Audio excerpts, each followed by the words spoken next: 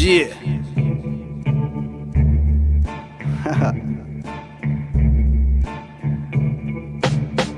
Es tiempo de hacer conciencia para meditar y notar la destrucción por la abundancia de maldad. Los guetos tan sangrientos sin oportunidad, donde la pobreza y la maldad es lo que ven al despertar. Pobreza causa tanto dolor que al rico no le interesan. Adictos a los lujos dañan la naturaleza y otros por fácil plata van perdiendo la cabeza. Y no, qué tristeza y desesperación en los guetos se refleja. La falta de trabajo y de alimento en muchas mesas. Ey, no más. No más.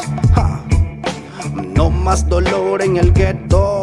No más violencia en los guetos. No, amor y conciencia es lo que queremos, es lo que queremos. Sí.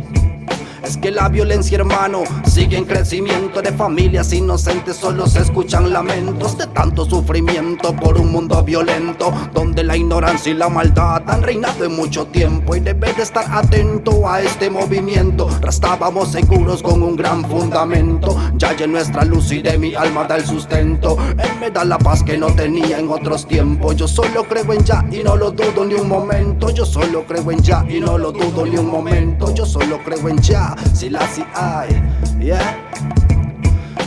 No más dolor en el gueto.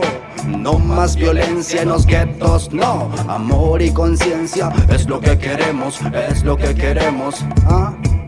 Amor y conciencia queremos que vivamos como hermano y nuestros lazos estrechemos. Hermano de gran ciudad y de los guetos más pequeños, pues todos somos iguales alrededor del mundo entero. Sí, respeta todo lo bueno, así seremos herederos de las buenas obras y la bendición de ya.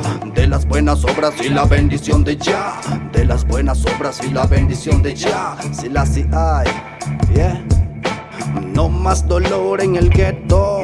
No más violencia en los guetos. No, amor y conciencia es lo que queremos, es lo que queremos. Sí.